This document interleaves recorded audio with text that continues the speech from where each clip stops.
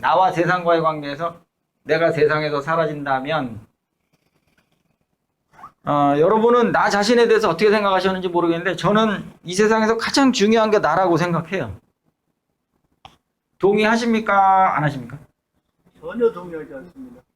그래요? 그럼 나보다 중요한 게 뭐가 있어요? 자기 자신이 중요하겠죠. 그렇죠. 세상에서 나보다 더 중요한 게 있어요? 예를 들어서 내 목숨이 없다 그러면 아무것도 아니잖아요. 내가 여기서 70평생, 80평생 살았는데 어느 순간 내 목숨이 없어졌다. 그럼 뭐야? 나하고 이 세상이 무슨 관계가 있어? 내가 살아있을 때 세상과의 관계가 있는 거지. 내가 죽으면 모든 게 다 없어지는데 무슨 관계가 있어요? 내가 제일 중요한 거죠. 그래서 나에게 집중할 필요가 있는데 그 나라는 것은 자부심, 자신감, 자존감을 갖고 있는 나를 얘기하는 거예요. 근데 그게 없으면 나라는 의미가 별로 없잖아요.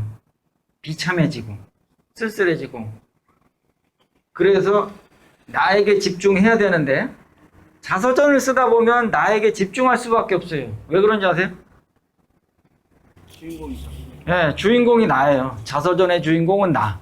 또 처음부터 끝까지 이야기가 오로지 나에 대한 이야기를 중심으로 해서 이루어진 거죠. 물론 내 얘기만 있는 건 아니고 자서전을 보면 자기 어머니 얘기, 아버지 얘기, 할아버지, 할머니, 이웃, 사촌, 친구, 동생, 그 다음에 스승님 뭐 이런 얘기 다 나옵니다.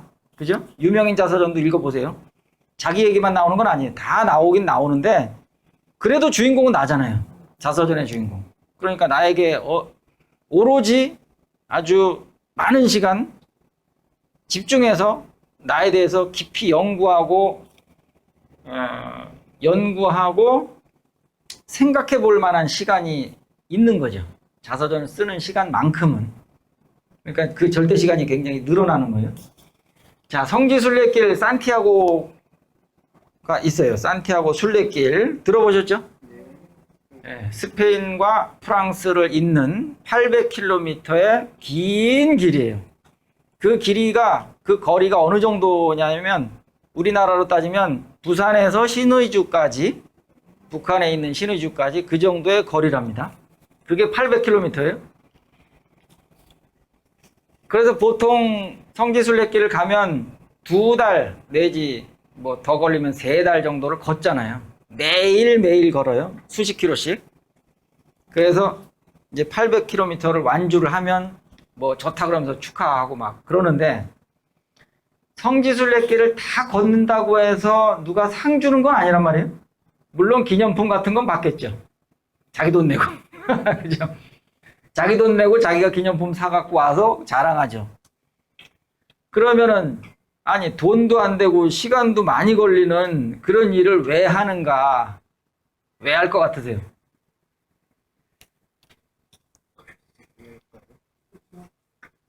성지순례길을 왜 걷죠? 그러면 우리나라로 따진다면 뭐 둘레길이라는 거 있잖아요. 제주도 올레길, 지리산 둘레길 그런 데를 간단 말이에요. 왜 가죠? 좋은 공기 마시려고. 뭔가 하나를 정복했다는 뭐 그 정복감이 아닐까요? 예, 그런 게 있죠. 정복감 뭐 그런 거? 여기서 말하는 산티아고에 있는 성지순례길은 원래 목적이 뭐냐면 그러니까 순례라는 말이 들어있잖아요.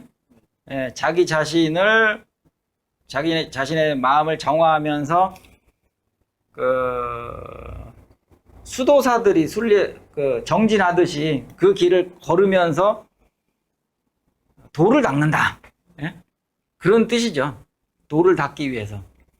수도하기 위해서 그 길을 걷는다. 걸으면서 뭘 하냐면 산도 바라보고 강도 바라보고 바람도 맞아보고 또 야외에서 그냥 취침도 해보고 자연과 더불어서 자기의 몸과 마음을 자연 속에 푹 파묻혀서 일상에서 좀 떠나보는 그런 시간을 갖는다. 그런 뜻으로 순례길을 걷는단 말이죠. 근데 막 발도 부르트고 온갖 고생을 다 하지 않습니까? 그러니까 그 100km 행군 군인들이 100km 행군하듯이 그렇게 엄청나게 시련을 겪으면서 한단 말이죠. 그러면서도 깨닫는 게 있기 때문에 그 길을 걷는 거예요. 파울로 코엘료라는 사람을 아시나 모르겠네. 이름 들어보셨죠? 축구 감독이었잖아요. 연금술사라는 책을 쓴 작가예요. 예, 세계적인 작가. 그 책이 또 베스트셀러가 되어서 뭐 우리나라에서도 번역이 됐고 수많은 나라에 번역이 돼서 팔렸죠. 예, 그렇게 팔렸다는 얘기는 그만큼 좋다는 얘기고 내용이. 연금술사의 내용이 뭐냐면 그 사람이 파울로 코엘료가 저 성지순례 길을 걸은 거예요. 800km를 걸으면서 자기가 보고 느끼고 생각하고 깨달은 게 있었을 거 아니에요. 그걸 소설화시킨 게 연금술사예요. 그러니까 저 길을 걸으면서 많이 생각한 거죠. 아, 나는 무엇인가? 내 인생의 목적은 무엇인가? 이런 철학적인 생각들을 많이 했다. 그렇게 생각하시면 되겠습니다. 자, 두 번째로 자서전 쓰기가 뭐냐를 잘 생각해 보면 인문학 중에 최고의 인문학이다라고 저는 정의를 합니다. 인문학이 뭐냐면 사람 인자에다가 글월 문자, 배울 학자, 인문학, 사람에 대해서 연구하는 학문, 그런 거죠. 영어로는 humanities라고 하고 이걸 사전에서 찾아보면 인간과 인간의 문화에 관심을 갖는 학문 분야라고 돼 있어요. 인문학. 자, 그럼 이게 뭐냐? 여기서 중요한 단어는 인간이란 말이에요. 인간과 인간의 문화에 관심을 갖는 학문이 한두 개가 있느냐? 아니죠. 어마어마하게 많죠. 우리가 학문을 할 때는 목적이 있잖아요. 뭘 위해서 학문을 하느냐? 뭐 수사학, 윤리학, 또 뭐 정치학. 우리가 학자가 붙어 있는 모든 학문을 학교에서 배우지 않았습니까? 뭐 국어, 영어, 수학, 과학, 뭐 사회, 뭐 이렇게 여러 과목들을 배웠는데 학문이라고 하는 이 학문 중에서 특히 인간과 인간의 문화에 관심을 갖는 학문을 인문학이라고 하는데 이거는 범위가 굉장히 넓어요.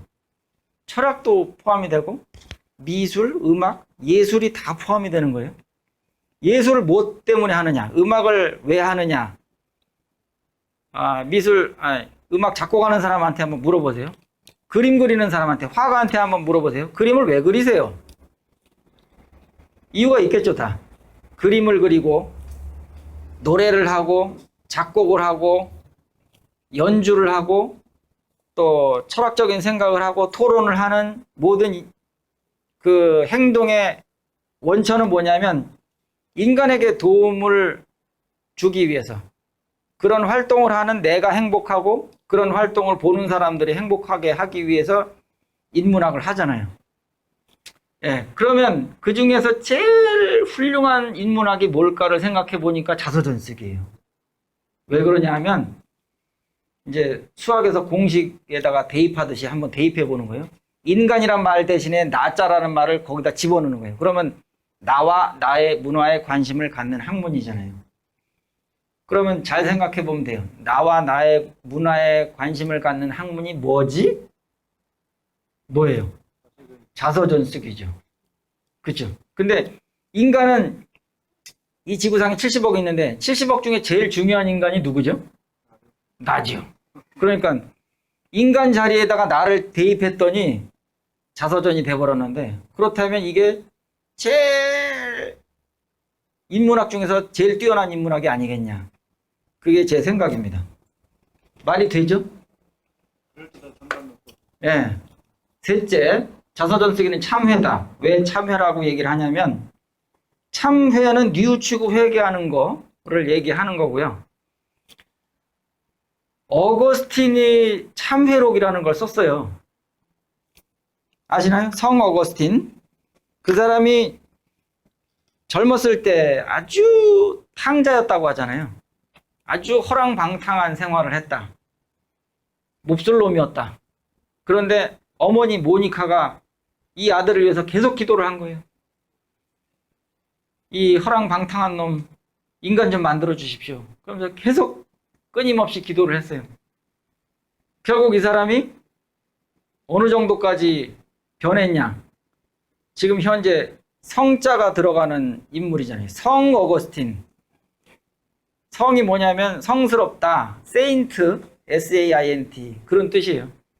그러니까 굉장히 추앙받는 인물이 된 거죠. 그렇게 어마어마한 나쁜 짓을 한 탕자가 어떻게 그렇게까지 변모할 수 있었느냐. 어머니의 기도가 있었다. 그런 얘기고, 이 사람이 개과천선하면서 뉘우쳤겠죠. 과거에 내가 잘못했던 거. 뉘우치면서 회개하면서 쓴 책이 참회록이에요. 그래서 이 책의 성격을 잘 들여다보니까 아, 자서전과 비슷하네. 그런 생각이 들었어요. 왜냐하면 자서전도 자기를 들여다보면서 쓰는 책이잖아요. 참회록도 자기를 들여다보지 않으면 쓸 수 없는 책이에요. 공통점이 있죠. 그래서 아, 참회록도 자서전의 일부가 되겠구나. 그런 생각을 했습니다.